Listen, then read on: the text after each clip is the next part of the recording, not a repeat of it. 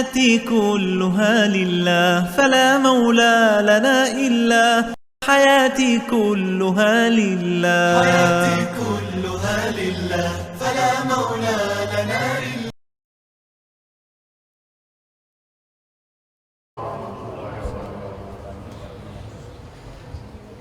نحمد ونصلي على رسوله الكريم أما بعد فأعوذ بالله من الشيطان الرجيم بسم الله الرحمن الرحيم إنا نحن نزلنا الذكر وإنا له لحافظون صدق الله العظيم.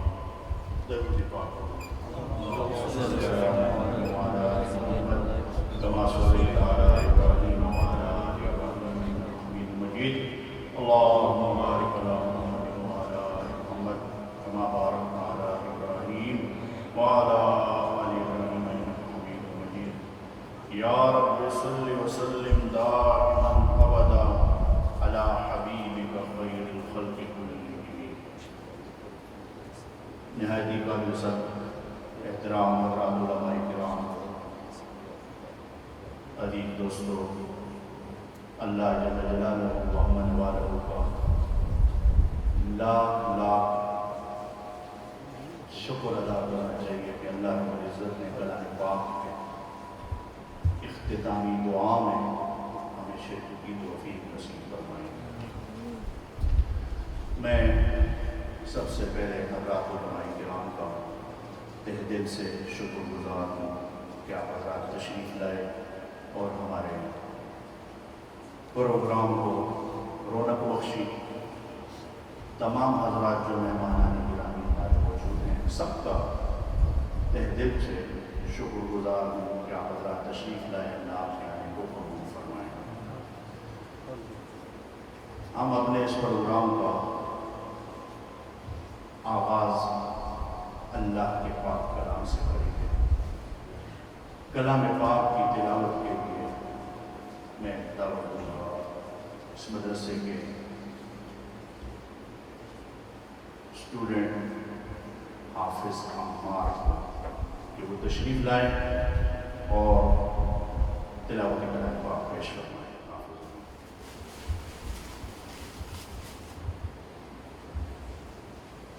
أعوذ بالله من الشيطان الرجيم.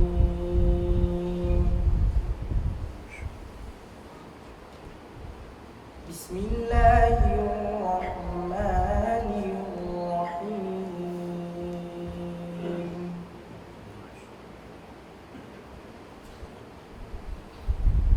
وجوه يومئذ ناعمة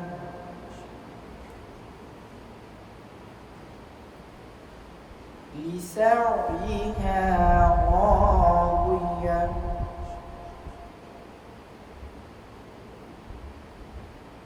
في جنة عالية لا تسمع فيها لاغية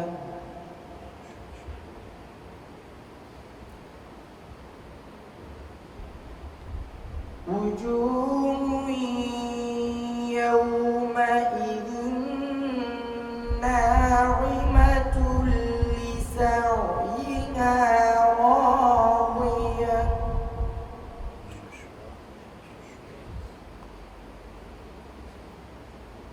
في جنة عالية لا تسمع فيها لاغية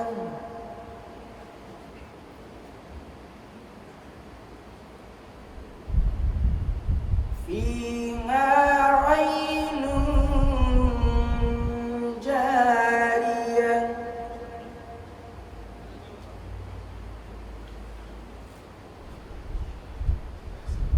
فيها سرر مرفوعة وأكواب موضوعة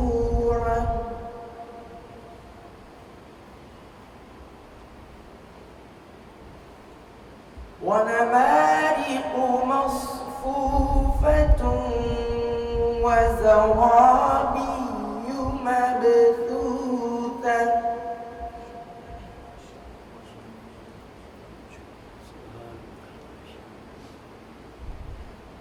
أفلا ينظرون إلى الإبل كيف خلقت وإلى السماء كيف رفعت وإلى الجبال كيف نصبت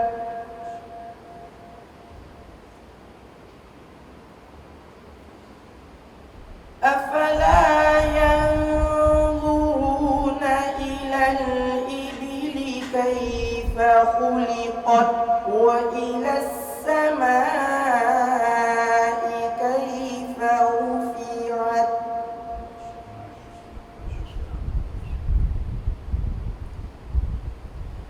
وإلى الجبال كيف نصبت وإلى الأرض كيف سطحت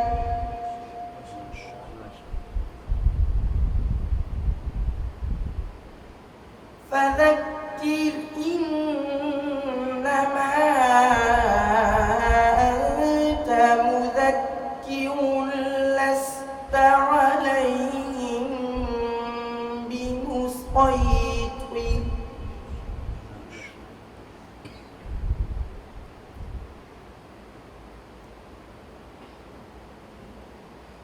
إلا من تولى وكفر فيعذبه الله العذاب الأكبر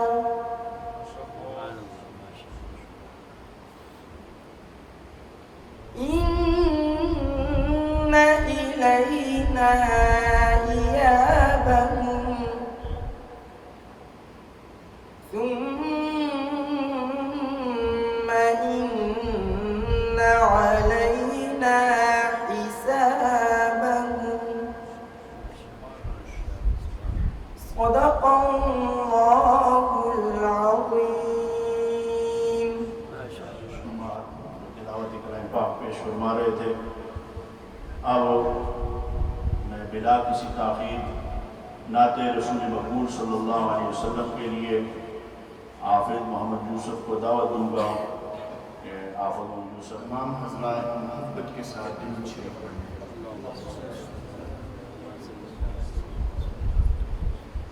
اللهم صل على محمد وعلى آل محمد كما صليت على إبراهيم وعلى آل إبراهيم إنك حميد مجيد. اللهم بارك على محمد وعلى آل محمد كما باركت على إبراهيم وعلى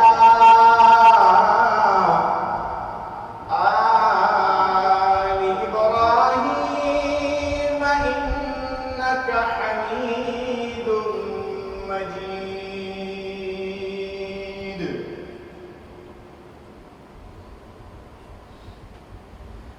دربار رسالت کی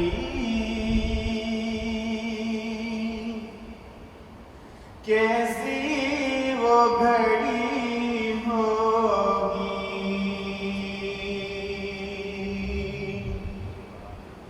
دربار رسالت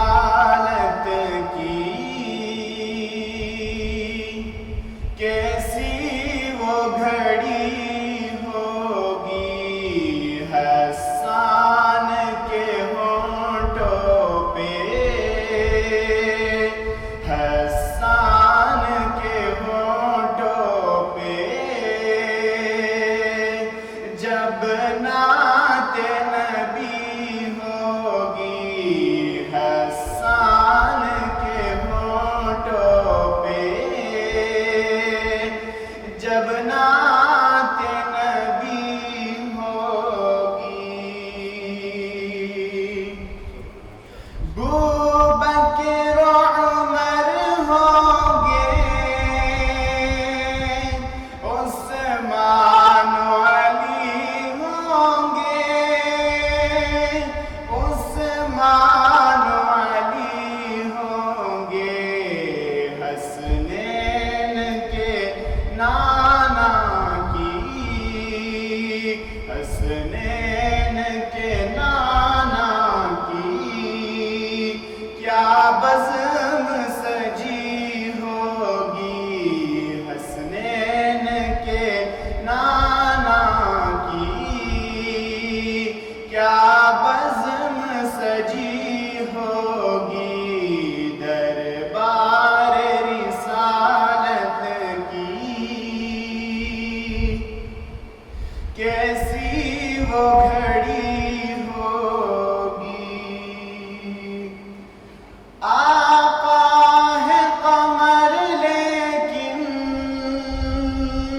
اصحاب ستارے ہیں آقا ہے قمر لیکن اصحاب ستارے ہیں اصحاب ستارے ہیں اس چاند کے ہر جانب اس چاند کے ہر جانب تاروں کی لڑی ہوگی اس چاند کے ہر جانب تاروں کی لڑی ہوگی دربار رسالت کی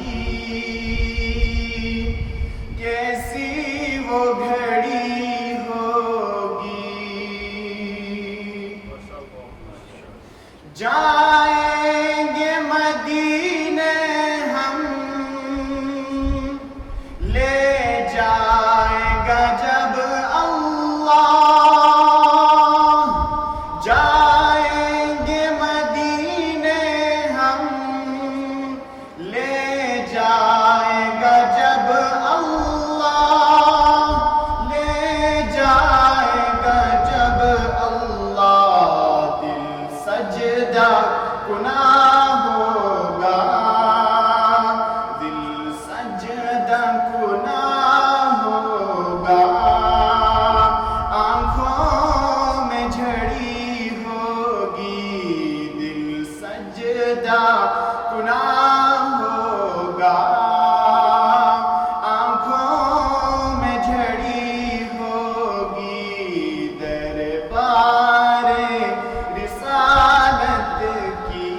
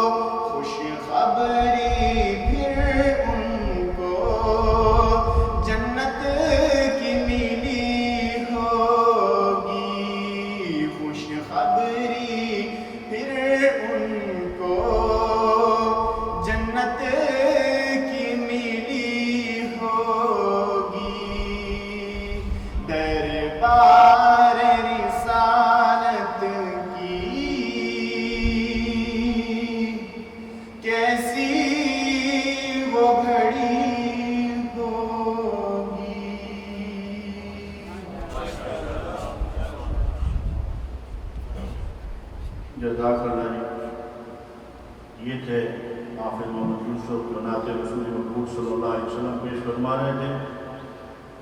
آپ تمام حضرات سے گزارش ہے کہ درود پاک قبول کریں. درود پاک جب پڑھا جاتا ہے تو اللہ کی طرف سے خصوصی رحمت آتی ہے اور رحمت خاصہ نازل ہوتی ہے. اور رحمت خاصہ جب بندے کی طرف متوجہ ہو جاتی ہے تو بندے کی مغفرت یقینی ہے. اور یہ بابرکت مجلس ہے، قرآن پاک کی مجلس ہے، اللہ رب العزت قبول فرمائے. اب ہم بلا کسی تاخیر پروگرام کو آگے کی طرف لے کے جا رہے ہیں. انشاءاللہ ابھی یہ ناظرے والے بچے 6 بچے ہیں، یہ اپنے سورتیں اساتذہ کرام کو سنائیں گے. ناظرہ والے بچے سورتیں سنائیں گے. تمام حضرات سے گزارش ہے کہ توجہ سے رہیں. أعوذ بالله من الشيطان الرجيم. بسم الله الرحمن الرحيم. قل هو الله أحد الله الصمد لم يلد ولم يولد ولم يكن له كفوا أحد. بسم الله الرحمن الرحيم. قل أعوذ برب الفلق من شر ما خلق ومن شر غاسق إذا وقب ومن شر النفاثات في العقد ومن شر حاسد إذا حسد. بسم الله الرحمن الرحيم. قل أعوذ برب الناس ملك الناس إله الناس من شر الوسواس الخناس الذي يوسوس في صدور الناس من الجنة والناس.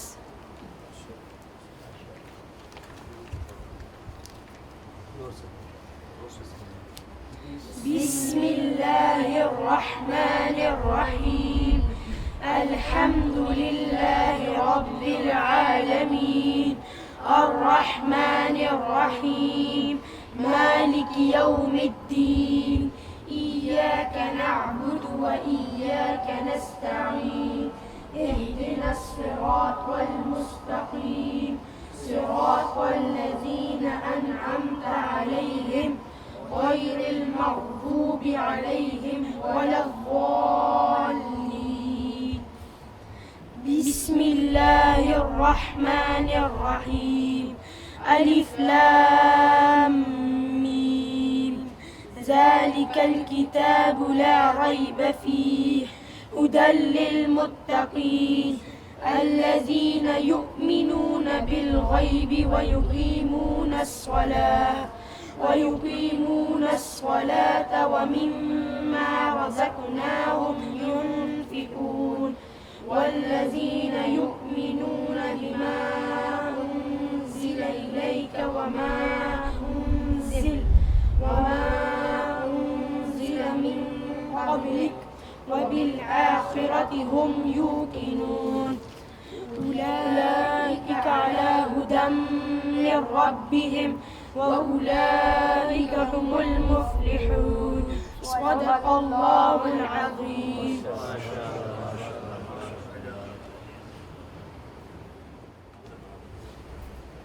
بسم الله الرحمن الرحيم. نحمده ونصلي على رسوله الكريم وما بعد.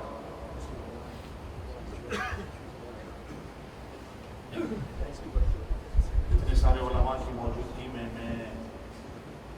بیان کرنا اپنا بےدبی سمجھتا ہوں، لیکن چونکہ بڑوں کا مشورہ تھا اس لیے جو بچے پڑھ رہے تھے تو میرے ذہن میں ایک بات یاد آ گئی. میں نے کہا وہی بات میں آپ حضرات کے سامنے دہرا دیتا ہوں. بچے آپ لوگ توجہ میری طرف رکھیں، سارے ساتھی جو بیٹھے توجہ میری طرف رکھیں.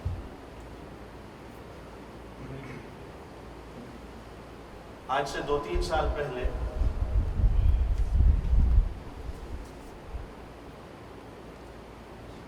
حرمین شریفین عمرہ کے لیے جانا ہوا تھا. دعا کریں اللہ تعالیٰ سب کو لے جائے. مسجد نبوی صلی اللہ علیہ وسلم میں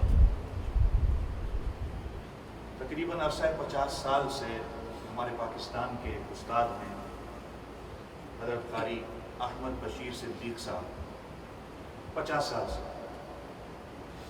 جو وہاں پر علم قرات، علم تجوید مسجد نبوی میں بیٹھ کے پڑھا ہے، اور بڑے بڑے ائمہ حرمین کے وہ استاد ہیں،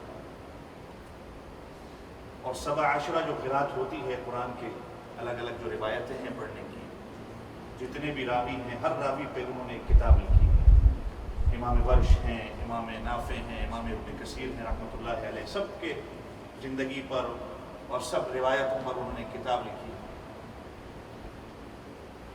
تو ان سے ملاقات ہوئی، انہوں نے میرے سے کچھ باتیں کی، اور بھی کچھ ساتھی وہاں پر تھے طلباء پڑھنے والے، ایک نصیحت بھی تھی، تو وہی میں ان بچوں کا جن کا قرآن پاک حفظ ہوا اور تجوید والے ہیں خاص کر، سلام دعا ہوئی، والد صاحب کا پوچھا، اس کے بعد میرے سے سوال پوچھا، اور چند پاکستان سے کچھ علماء آئے ہوئے تھے ان سے بھی پوچھا۔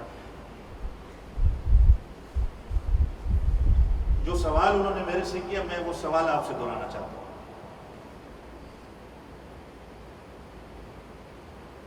ان کا سوال تھا کہ آج مسلمانوں کی ذب و حالی کی وجہ کیا ہے؟ مسلمان ہر جگہ زوال کا شکار کیوں؟ اگر انگلش میں کہا جائے تو ڈاؤن فال آف دس امہ یا ڈکلائننگ آف دس امہ، خاص کر کے بر صغیر پاک و ہند میں پوری امت جو ہے زوال کا شکار کیوں ہے؟ آپ میں سے کوئی بتا سکتا ہے اگر کسی کو پتا ہو اس کا جواب؟ مولانا ذاکر صاحب۔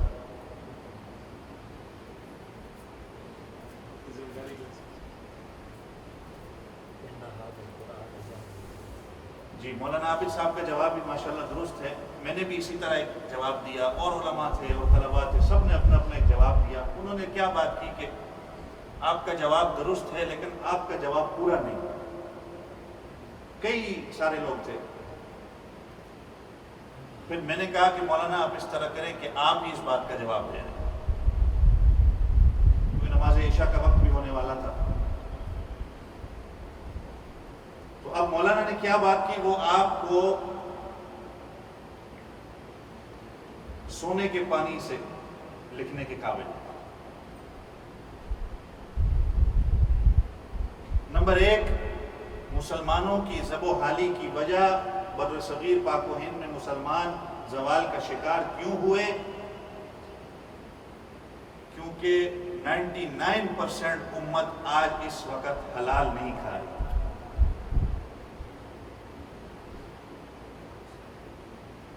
اور یہاں پر میں اپنی بات بھی کرتا چلوں، آپ ساتھی میرے سے ناراض نہ ہونا اس بات پہ، ہانگ کانگ میں خاص کر کے اگر میں یہ کہوں تو مبالغہ شاید نہیں ہوگا کہ 99% ہمارے بچے ہانگ کانگ میں حلال نہیں کھا رہے۔ اور اگر یہ بھی کہتا چلوں کہ بعض اوقات والدین خود ہی بچوں کو حرام کھلاتے ہیں، میری بات پہ ناراض نہیں ہونا۔ اور فرمایا کہ ایک تو ہوتا ہے پکا ہوا حرام، اور ایک ہوتا ہے کہ کسی کی آمدنی ہی حلال نہ۔ اب وقت مختصر ہے، حالات بھی آپ کے سامنے، میں اس پر لمبی چوڑی بات نہیں کرنا چاہتا۔ اور قرآن پاک کیا کہتا ہے کہ یا ایھا الرسل کلوا من الطیبات واعملوا صالحا۔ یا ایھا الرسول نہیں کہا، یا ایھا الرسل، رسول کی جمع، کلوا من الطیبات، حلال پاک طیب کھاؤ، وَاعْمَلُوا صَالِحًا، اور پھر نیک اعمال کرو۔ گویا اس سے کیا پتہ چلتا ہے کہ اعمال کی قبولیت کے لیے آپ کے حلال کھانے کی شرط رکھی گئی۔ اب ایک طرف 5-10 کلو بریانی کی دیگ پکی ہوئی ہو، اور اگر اس کے اندر ایک قطرہ، صرف ایک قطرہ پیشاب کا ڈال دیا جائے تو کوئی کھائے گا اس کو؟ ایک قطرہ کوئی ڈال دے۔ تو آج میں اور آپ جو عبادتیں کرتے ہیں یہ بچے محنت کرتے ہیں، استادوں کی محنت ہوتی ہے، اور اگر ایک قطرہ یا ایک لقمہ حرام کا چلا گیا ساری محنت برباد ہو۔ تو جو بو گے وہی کاٹو گے، جیسے انگلش میں کہا جاتا ہے نا کہ you are what you eat. بچہ اگر قرآن پڑھنے والا ہے، آج والدین شکایت کرتے ہیں کہ استاد جی بڑا عرصہ ہو گیا اس کا دماغ اس چیز پر جو ہے وہ سمجھ نہیں آ رہی، کمزور ہے، فلاں ہے۔ تو سب سے پہلی چیز وہ مولانا حضرت حافظ قاری محمد احمد بشیر صدیق صاحب کہتے ہیں کہ میرے پاس جب کوئی شکایت لے کے آتا ہے تو میں سب سے پہلے یہ پوچھتا ہوں کہ اس والد سے کہ تیری آمدنی کیا ہے، کہاں سے ہے تیری آمدنی، تیرا ذریعہ معاش کیا ہے۔ اس کے بعد میں اس کو پھر بتاتا ہوں کہ تیرے بچے کی نافرمانی کی اور کمزور ہونے کی وجہ کیا ہے۔ کچھ تو اللہ کی طرف سے ہوتے ہیں لیکن اکثر و بیشتر۔ اور امام شافعی رحمۃ اللہ علیہ نے کیا، جب امام وکیع سے شکایت کی کہ شکوت الی وکیع سوء حفظی فاوصانی الی ترک المعاصی فان العلم نور من الہی ونور اللہ لا یؤتی لعاصی، کہ امام وکیع نے مجھے کہا کہ یہ علم جو ہے یہ اللہ کا ایک نور ہے، یہ کیسے ہو سکتا ہے کہ اللہ کا نور ایک گنہگار کو مل جائے۔ تو جب امت حرام کھا رہی ہو، دیکھیں حلال کھانے سے ایک نور آتا ہے جسم کے اندر، اس کی برکت محسوس ہوتی ہے، آپ کا عبادت میں دل لگے گا، آپ کا ذکر و اذکار میں دل لگے گا، آپ کے بچے آپ کے سامنے قرآن پڑھنے والے بنیں گے۔ لیکن اگر حرام ہم کھائیں، ہمارے بچے حرام کھائیں، اس کا اثر آپ کو اس دنیا میں نظر آئے گا۔ تو کیسے ہو سکتا ہے کہ میں حرام بھی کھاؤں اور میرے اوپر کوئی پریشانی نہ ہو، میرے بچے میرے سامنے نافرمان ہو؟ اللہ کا علم آپ کو کیسے ملے گا جو اللہ کا نور ہے؟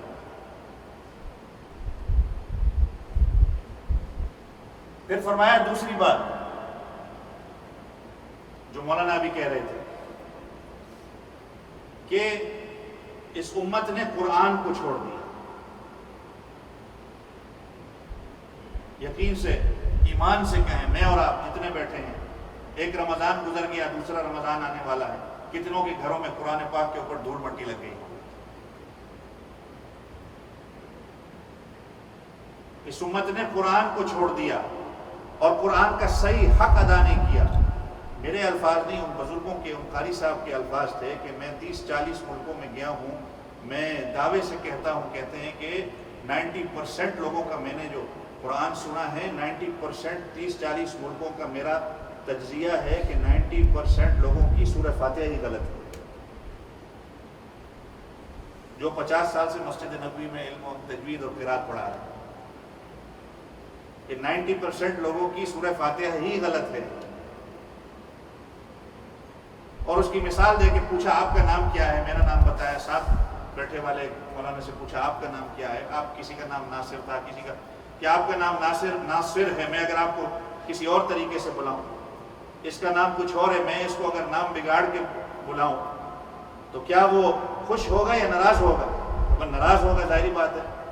تو جب اللہ کا قرآن آپ صحیح طریقے سے پڑھ ہی نہیں رہے تو اللہ کی ذات آپ سے کیسے خوش ہوگی؟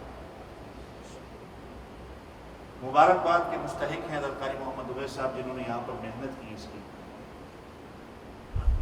کہ بچے ماشاءاللہ تجوید سے اب قرآن پڑھ رہے ہیں۔ تو فرمایا کہ پھر بتایا کہ قرآن پاک کے 3 حق ہیں۔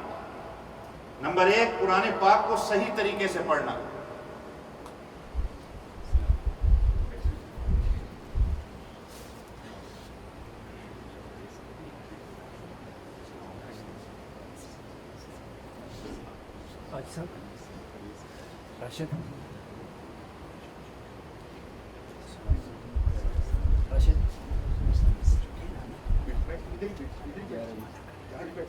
نمبر 1 پہ توجہ میری طرف رکھیں، توجہ میری طرف رکھیں ساتھی۔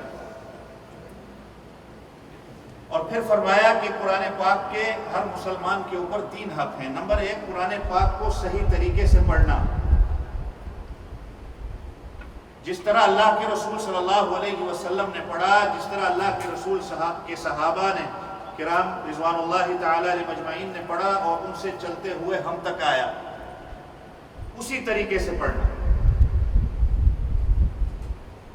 تجوید کے ساتھ۔ یہ قرآن پاک کا حق ہے۔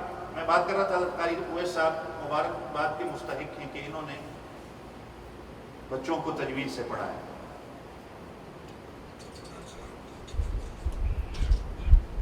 اور نمبر 2 پھر فرمایا کہ قرآن پاک کا حق یہ ہے کہ اس کو پڑھنے کے بعد پھر صحیح طور پر اس کو سمجھنا کہ اللہ کا قرآن ہم سے کہتا کیا ہے۔ اور پھر تیسری بات فرمائی کہ قرآن پاک کا حق یہ ہے کہ سمجھنے کے بعد اب اس پر عمل کرنا۔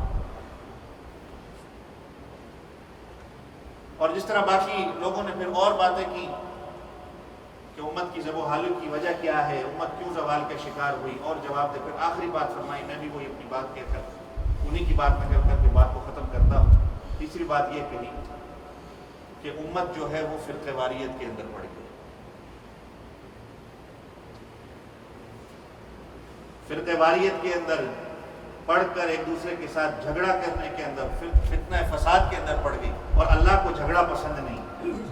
اس کی وجہ یہ ہے، اختلاف ہر کسی کا ہوتا ہے کسی کے ساتھ۔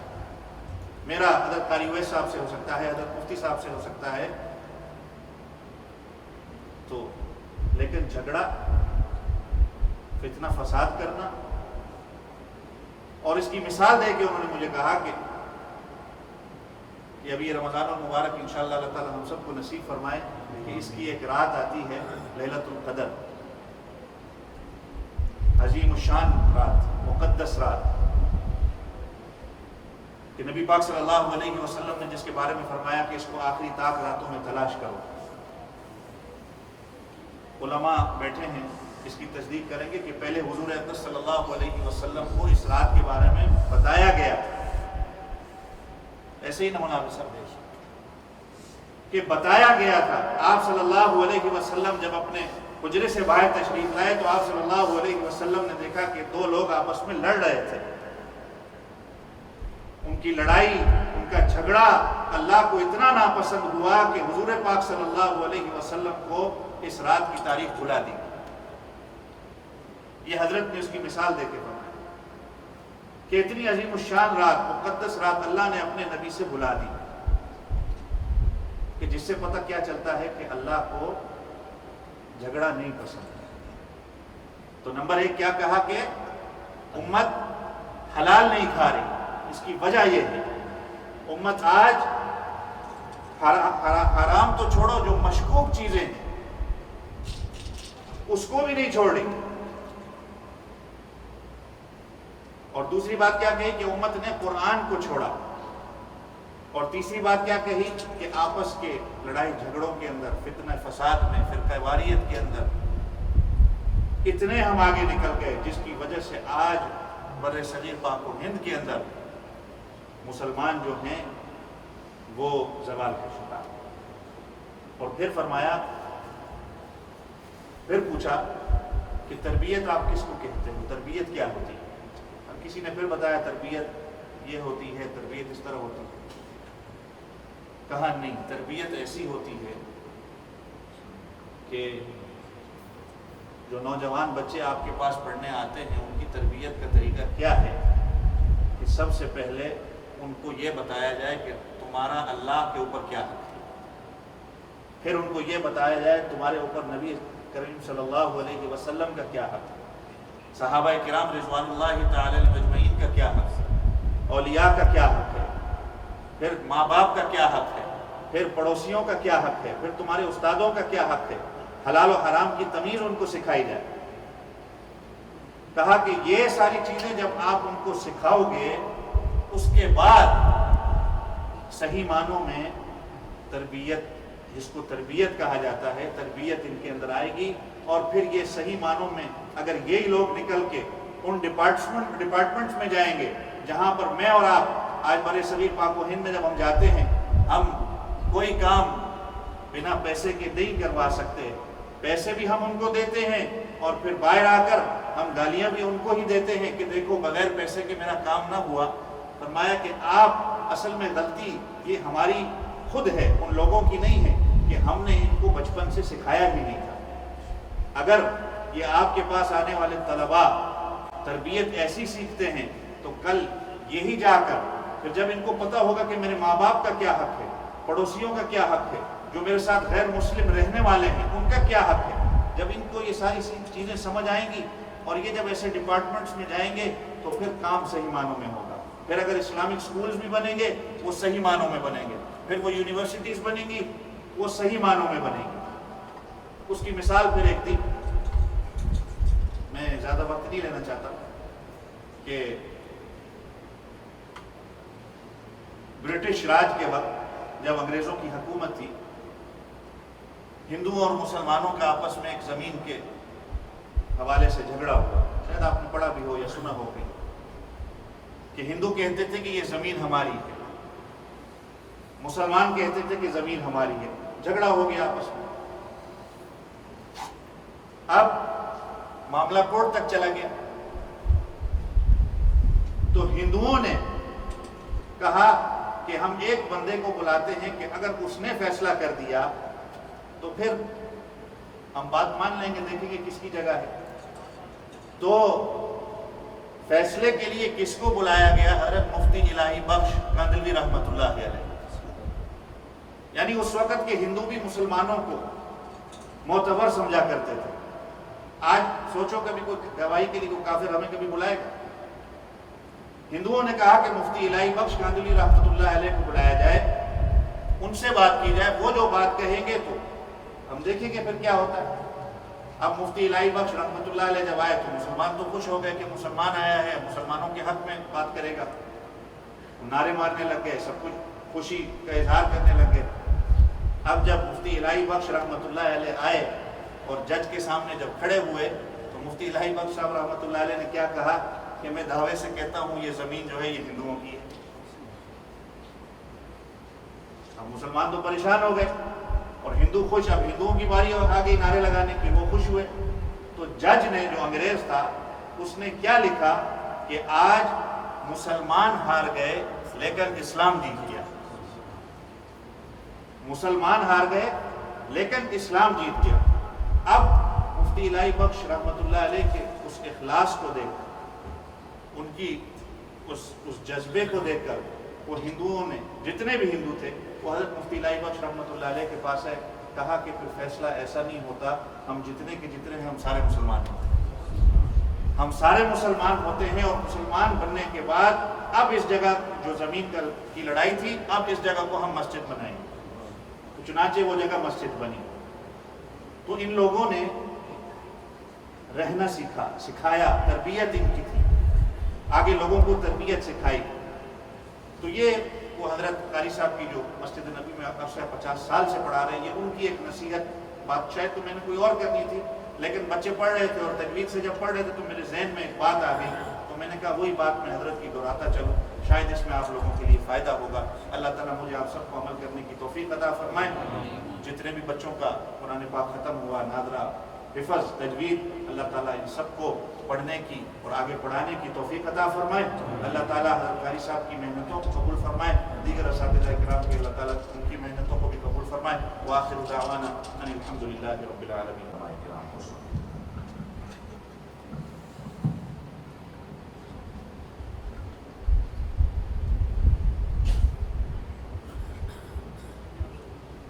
أعوذ بالله من الشيطان الرجيم.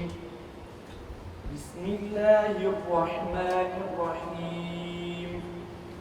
قل هو الله أحد الله الصمد لم يلد ولم يولد ولم يكن له كفوا أحد. بسم الله الرحمن الرحيم. قل أعوذ برب الفلق من شر ما خلق ومن شر غاسق إذا وقب ومن شر النفاثات في العقد ومن شر حاسد إذا حسد. بسم الله الرحمن الرحيم. قل أعوذ برب الناس ملك الناس إله الناس من شر الوسواس الخناس الذي يوسوس في صدور الناس من الجنة والناس. بسم الله الرحمن الرحيم. الحمد لله رب العالمين الرحمن الرحيم مالك يوم الدين إياك نعبد وإياك نستعين اهدنا الصراط المستقيم صراط الذين أنعمت عليهم غير المغضوب عليهم ولا الضالين. بسم الله الرحمن الرحيم. ألف لام ميم ذلك الكتاب لا ريب فيه هدى للمتقين الذين يؤمنون بالغيب ويقيمون الصلاة ومما رزقناهم ينفقون والذين يؤمنون بما أنزل إليك وما أنزل من قبلك وبالآخرة هم يوقنون أولئك على هدى من ربهم وأولئك هم المفلحون. صدق الله العظيم. ماشاءاللہ جزاک اللہ. ابھی تجوید والے لڑکے اپنی المقدمۃ الجزریہ کی آخری شعر کو پڑھیں گے اور پھر اس کے بعد انشاءاللہ یہ لڑکے اپنا آخری سبق سنائیں گے. پھر اس کے بعد انشاءاللہ علماء کرام کی دستربندی کروائیں گے. شرافت کا بیان ہوگا تو انشاءاللہ.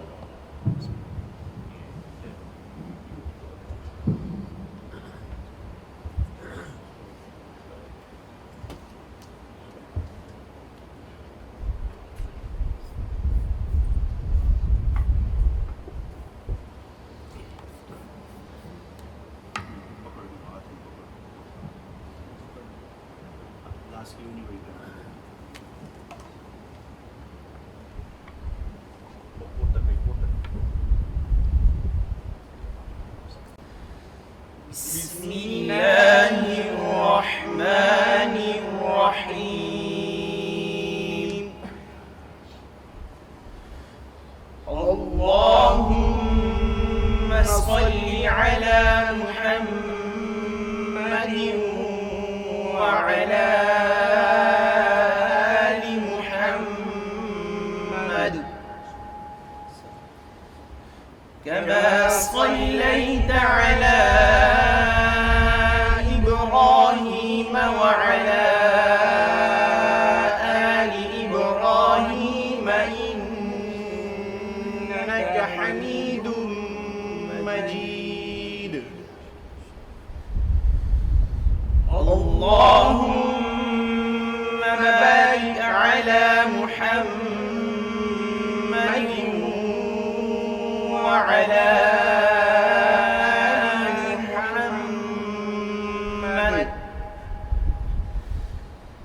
كما باركت على إبراهيم وعلى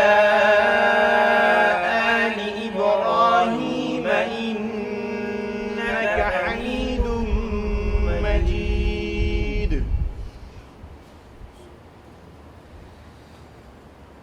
والحمد لله لها ختام ثم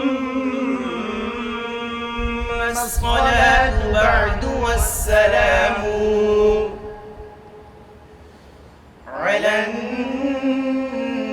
النبي المصطفى محمدا وآله وصحبه ذوي الهدى.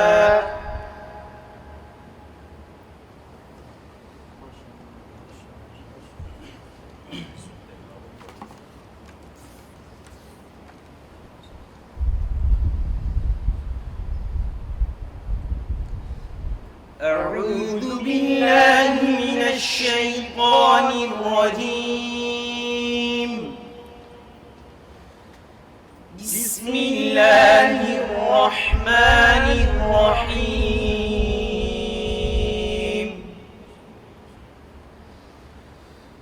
قل هو الله أحد الله الصمد لم يلد ولم يولد ولم يكن له كفوا أحد. بسم الله الرحمن الرحيم. قل أعوذ برب الفلق من شر ما خلق ومن شر غاسق إذا وقب ومن شر النفاثات في العقد ومن شر حاسد إذا حسد. بسم الله الرحمن الرحيم. قل أعوذ برب الناس ملك الناس إله الناس من شر الوسواس الخناس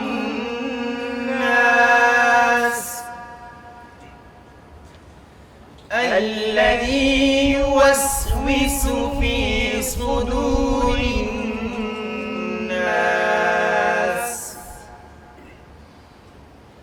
من الجنة والناس.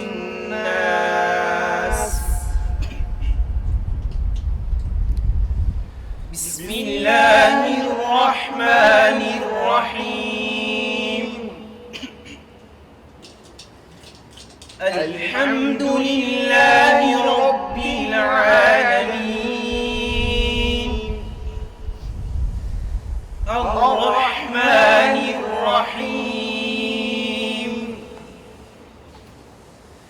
مالك يوم الدين.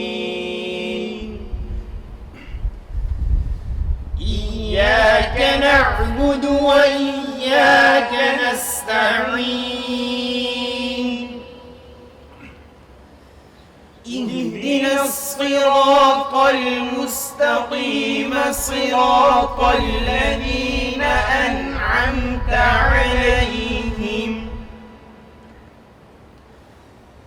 غير المغضوب عليهم ولا الضالين.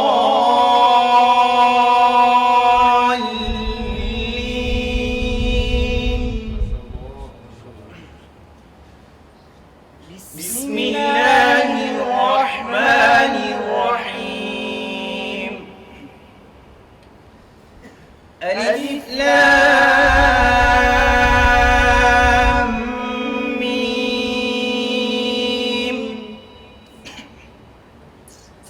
ذلك الكتاب لا ريب فيه هدى للمتقين الذين يؤمنون بالغيب ويقيمون الصلاة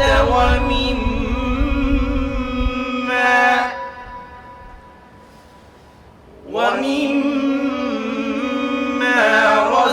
رزقناهم ينفقون.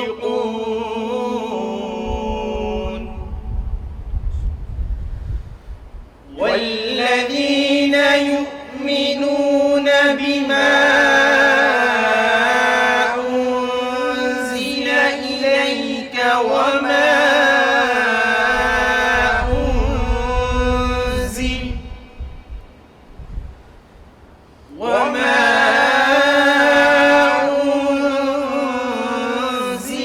من قبلك وبالآخرة هم يوقنون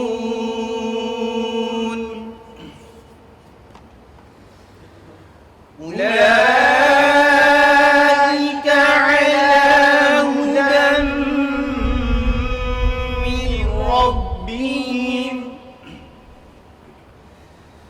وأولئك هم المفلحون.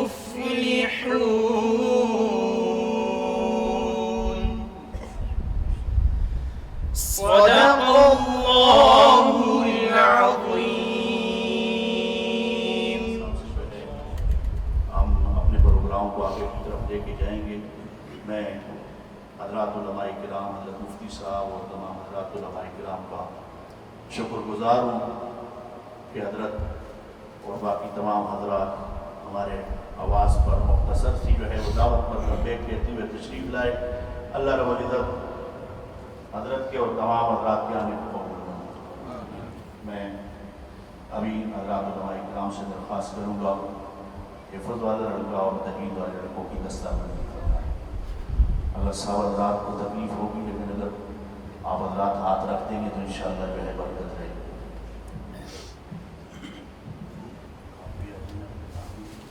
علماء کرام سے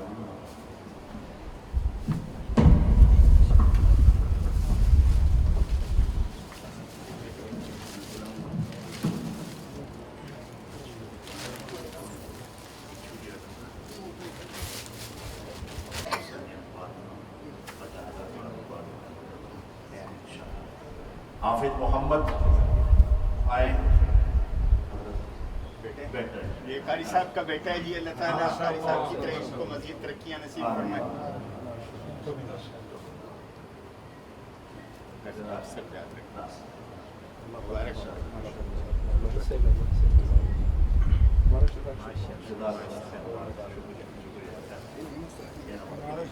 تسی بھی اس نے دیو نا جی. کوئی گل نہیں تسی بھی ٹھیک ہے ٹھیک ہے ٹھیک ہے. ابھی میں قاری محمد اویس شیخ جی نہیں جی یہ خان شیر بھائی کا ہے. یہ سے ماشاءاللہ تجوید مکمل کی ہے.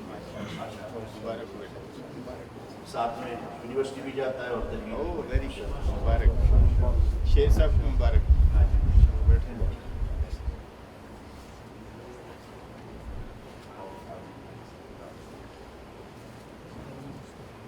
اب اس کے بعد قاری حسنین یہ اشفاق بھائی کا بیٹا ہے مبارک. ماشاءاللہ. یہ رات کو کام بھی کرتا ہے جی اور تجوید پڑھنے کے لیے بھی ماشاءاللہ. اصل کام سے یہ ہے. آج جی بالکل مبارک اشفاق صاحب کا. آج اشفاق صاحب مبارک ہو اشفاق صاحب.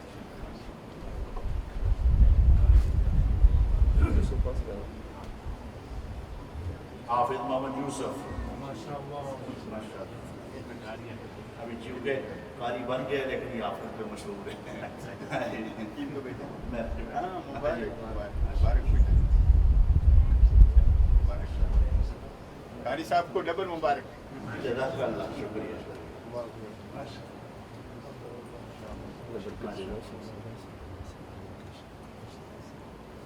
یہ ناظرے والے لڑکے آگے تشریف لیں تاکہ آپ کو بھی جو ہے یہ آپ لینا ہے. کھڑے ہو جاؤ. کھڑے ہو جاؤ.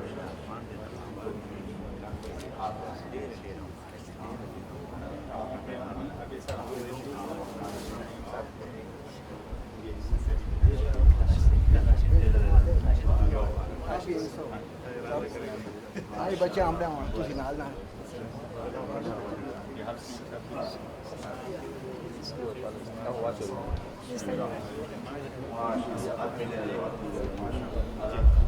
مبارک.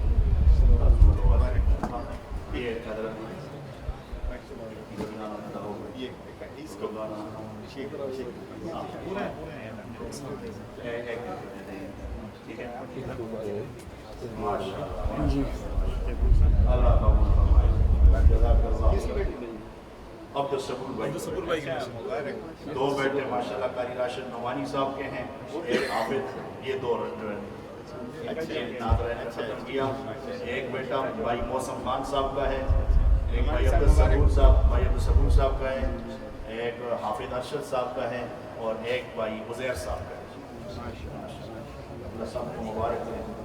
اب میں بلا کسی تاخیر حضرت مولانا ارشد صاحب کو دعوت دوں گا کہ حضرت تشریف لائیں اور اپنے خیالات کا اظہار فرمائیں. حضرت مفتی صاحب. السلام علیکم ورحمۃ اللہ وبرکاتہ. بسم اللہ الرحمن الرحیم. نحمده ونصلي ونسلم على رسوله الكريم. اما بعد فاعوذ بالله من الشیطان الرجیم. بسم اللہ الرحمن الرحیم. الذين آتيناهم الكتاب يتلونه حق تلاوته أولئك يؤمنون به ومن يكفر به فأولئك هم الخاسرون. صدق الله العظيم. وقال النبي صلى الله عليه وسلم الماهر بالقرآن مع السفرة الكرام البررة. وقال النبي صلى الله عليه وسلم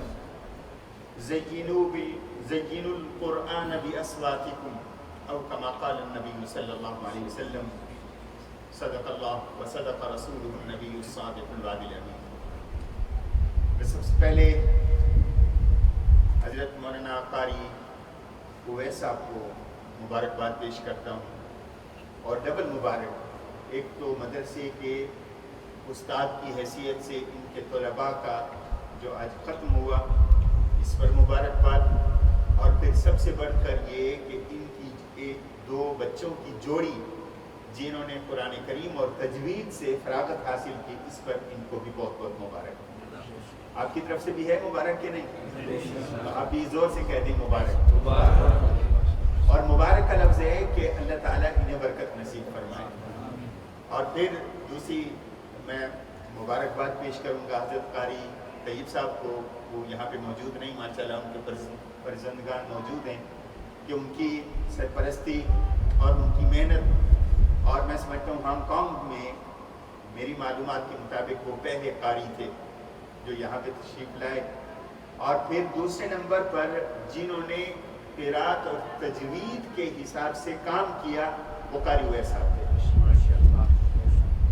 مجھے یاد ہے آج مجھے بھی 21واں سال شروع ہو گیا, اور 20 سال پہلے ان کا ذوق ہوتا تھا اور ایک تڑپ رکھتے تھے کہ بچوں میں قرآن کریم اچھے انداز سے پڑھنے والے ہونے چاہیے.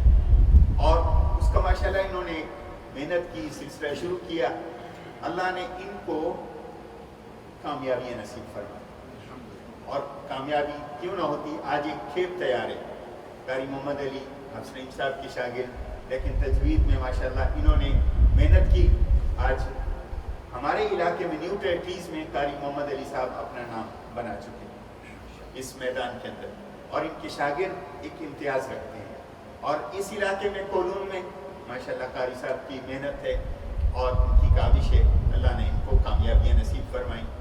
اور انشاءاللہ یہ پورے ہانگ کانگ کے اندر یہ کھیپ جب جائے گی اور محنت شروع ہوگی تو ایک تبدیلی کے آثار ظاہر ہو چکے. آج سے 10-15 سال پہلے کوئی بچہ پگڑی کے ساتھ ہمیں نظر نہیں آتا.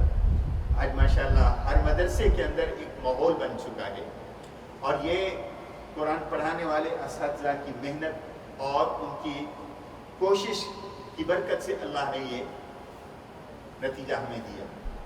شیخ اسلام صاحب ماشاءاللہ پاکستان کے اصل تو پاکستان کے لیکن 45 سال تک سعودی عرب اور قطر میں انہوں نے خدمات سر انجام دی.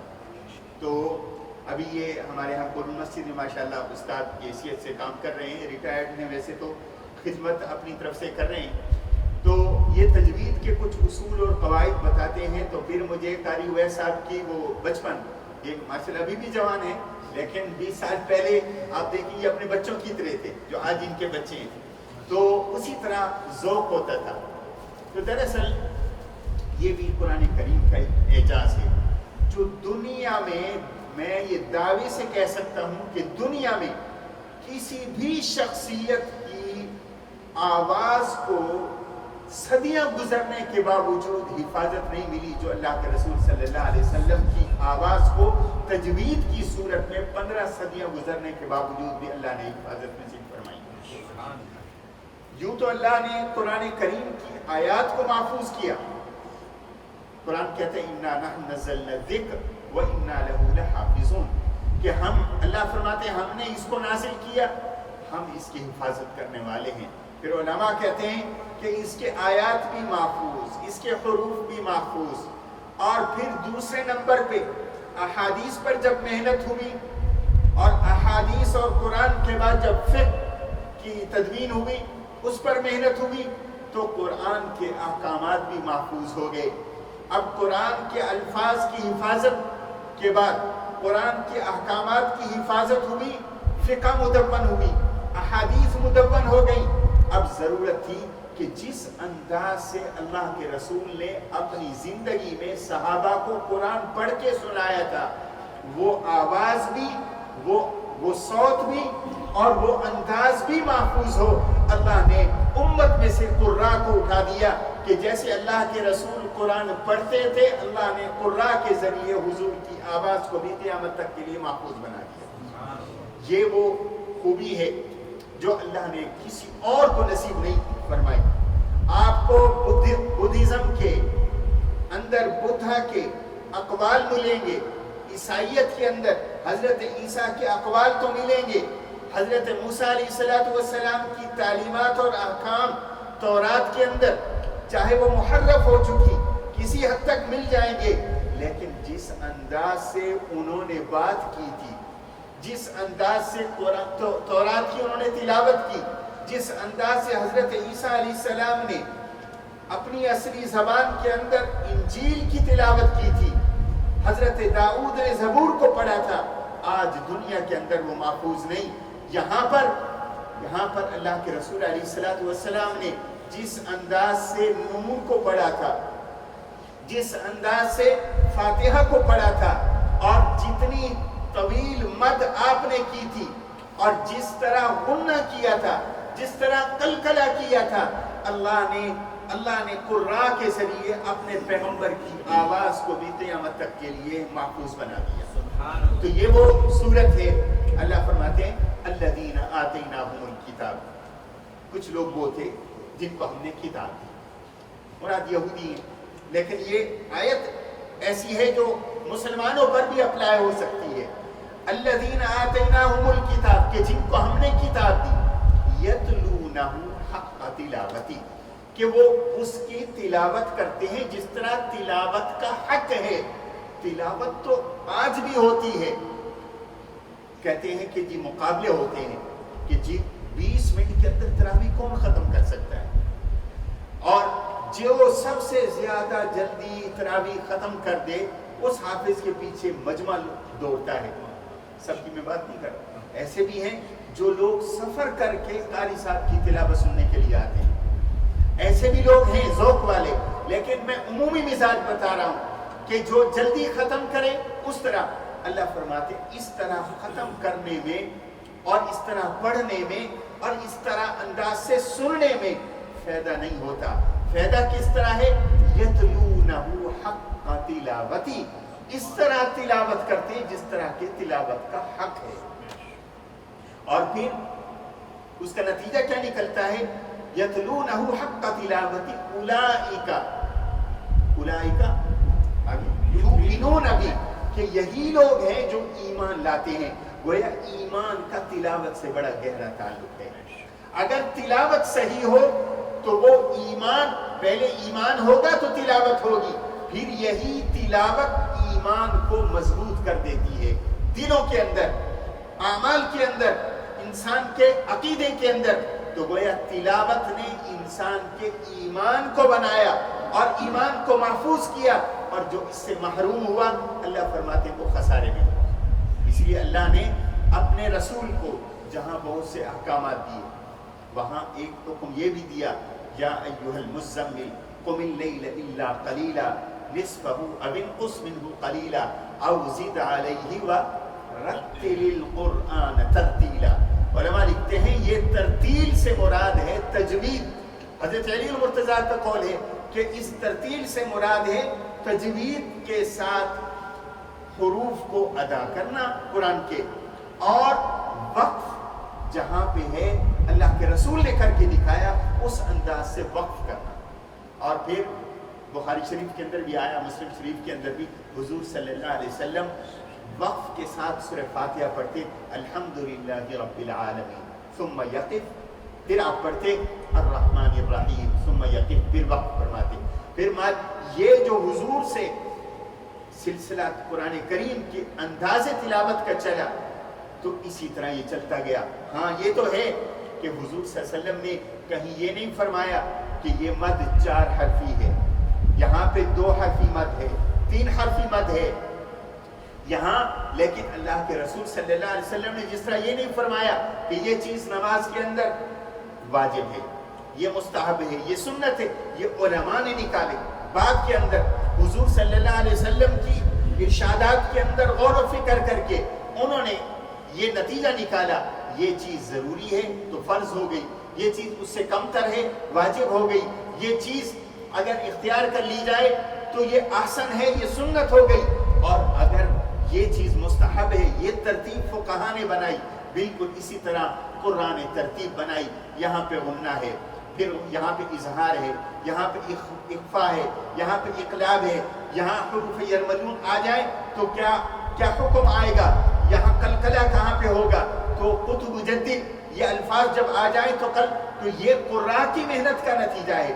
اس لیے امام جزری کے یہ اشعار بھی پڑھ رہے تھے, وہ یہ کہتے ہیں کہ الاخذ بالتجوید حتم لازم من لم یجود القرآن آثم. جو قرآن کو تجوید کے ساتھ یعنی جس انداز سے حروف کو ادا کرنے کا حق ہے اس طرح نہیں کرتا, آثم وہ گناہ گار ہے. ہمارے ہاں تو یہ ہے زا زواد زوا سب ایک طرح ہم پڑھتے ہیں, تو یہ فرق کرنا, اگر قرآن پڑھنا ہے اور قرآن سے لطف لینا ہے تو قراء کے ہاں آنا ہوگا, اپنے بچوں کو بھیجیں اور پھر دیکھیں کہ قرآن کو جس طرح کے حق ہے تلاوت کا اس طرح تلاوت کریں, اس کے کیا نتائج اور اثرات نکلتے ہیں. میں ایک دور پھر قاری صاحب کو مبارکباد دیتا ہوں, مدرسے کی انتظامیہ کو اور آپ سب حضرات کو, کہ اللہ نے آپ کو دین کے ساتھ ایک شغف دیا, اور قرآن کا مہینہ رمضان آ رہا ہے, اس کے اندر آپ قرآن سنیں اور کوشش کریں اس حافظ اور قاری صاحب کی تلاوت سے فائدہ اٹھائیں جس کی تجوید اعلیٰ ہے, اچھی ہے, تاکہ آپ کو محسوس ہو کہ قرآن جیسے آسمان سے اترا, اور جب اترتا تھا حضور کی کیفیت کبھی یوں ہو جاتی کہ آپ کو پسینہ آ جاتا, کبھی اس طرح کی کیفیت ہوتی کہ مکھیوں کی بھن بھناہٹ کی آواز آتی, اور یہ قرآن کی تاثیر تھی. تو ایسے ہی جب آپ سنیں گے انشاءاللہ یہ قرآن آپ کے دل و دماغ کے اندر اترتا چلا جائے گا. اللہ مجھے بھی اسی طرح توفیق نصیب فرمائے, آپ کو بھی توفیق نصیب فرمائے. شیخ اسلام صاحب آپ کر. اللهم لك الحمد بما خلقتنا ورزقتنا وهديتنا وعافيتنا. اللهم لك الحمد بالإسلام والإيمان والقرآن. اللهم لك الحمد بالمال والأهل والمعافاة. اللهم لك الحمد حتى ترضى ولك الحمد إذا رضيت. اللهم لك الحمد حمدا كثيرا طيبا مباركا فيه. اللهم لك الحمد ملء السماوات وملء الأرض وملء ما بينهما وملء ما شئت من شيء بعد. أهل الثناء والمجد أحق ما قال العبد وكلنا لك عبد. اللهم لا مانع لما أعطيت ولا معطي لما منعت ولا ينفع ذا الجد منك الجد.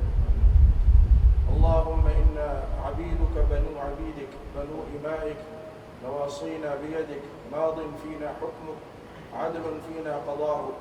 نسألك اللهم بكل اسم هو لك سميت به نفسك أو أنزلته في كتابك أو علمته أحدا من خلقك أو استأثرت به في علم الغيب عندك أن تجعل القرآن العظيم ربيع قلوبنا ونور صدورنا وجلاء أحزاننا وذهاب همومنا وغمومنا ودليلنا وسائقنا إلى جناتك جنات النعيم. اللهم اجعلنا ممن يقيم حروفه وحدوده. اللهم اجعلنا ممن يحلل حلاله ويحرم حرامه ويعمل بمحكمه ويؤمن بمتشابهه ويتلوه آناء الليل وأطراف النهار على الوجه الذي يرضيك عنا. اللهم اجعله شافعا لنا، اللهم اجعله حجة لنا ولا تجعله حجة علينا یا کریم یا رحیم یا ذا الجلال والاکرام. اللہ پاک ہمیں قرآن کو سمجھنے کی توفیق عطا فرمائے اور اللہ پاک جو ہے اس پر عمل کرنے کی توفیق عطا فرمائے. جن بچوں نے قرآن مجید کو حفظ کیا ہے اور تجوید سے پڑھا ہے، اللہ پاک ان کو قرآن کو سمجھنے کی اور اس پر عمل کرنے کی توفیق عطا فرمائے. اور اللہ پاک ہم سب کو قرآنی تعلیمات پر عمل کرنے کی توفیق عطا فرمائے. اور اللہ پاک ہمیں ان لوگوں میں سے بنائے جو کہ اس کے حلال کو حرام سمجھتا ہے، حلال سمجھتا ہے، اور اس کے حرام کو حرام سمجھتا ہے، حلال کو اپناتا ہے اور حرام سے اجتناب کرتا ہے.